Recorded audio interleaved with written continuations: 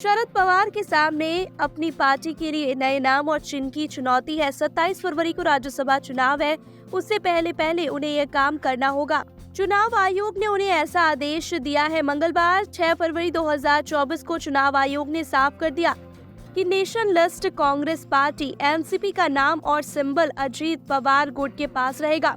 24 साल पहले शरद पवार ने जिस पार्टी की स्थापना की थी, उनके नाम और चिन्ह पर अब उनका हक नहीं है। 2023 में अजीत पवार की बगावत के बाद पार्टी दो गुटों अजीत पवार गुट और शरद पवार गुट में बंट गई। अजीत पवार गुट के साथ कई विधायक शिंदे की शिवसेना और भारतीय जनता पार्टी बीजेपी गठबंधन की सरकार में शामिल हो गए। गठबंधन की सरकार में अजीत पवार को डिप्टी सीएम बनाया गया।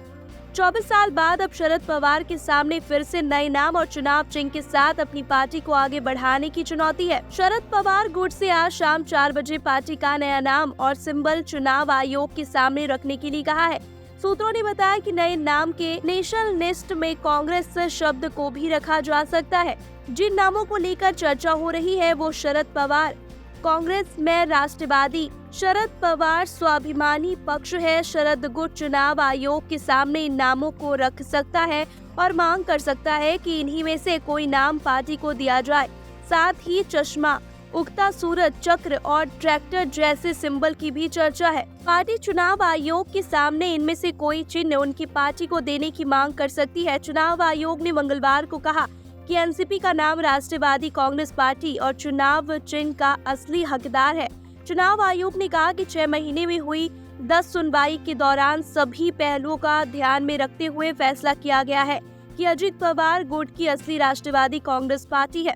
पार्टी के चुनाव चिन्ह और नाम पर अजीत गुट का अधिकार है। साथ ही शरद पवार गुट को पार्टी के लिए 3 नए नाम और चुनाव चिन्ह देने का आदेश दिया गया था। शरद पवार गुट आज चुनाव आयोग के फैसले को सुप्रीम कोर्ट में चुनौती भी दे सकता है। ऐसे ही मामले में पहले चुनाव आयोग ने शिवसेना का असली हकदार एकनाथ शिंदे गुट को बताया था। आयोग ने शिवसेना का नाम और चिन्ह इस्तेमाल करने का अधिकार भी एकनाथ शिंदे गुट को दिया था। वहीं उद्धव ठाकरे की पार्टी की शिवसेना यूबीटी और ज्वलंत मशाल चुनाव चिन्ह दिया गया। पार्टी का असली हकदार कौन होगा, इसका फैसला इस तरह तय होता है कि किस गुट के पास ज्यादा प्रतिनिधि है, ऑफिस के पदाधिकारी किसके पास ज्यादा है और पार्टी की संपत्ति किस गुट के पास ज्यादा है।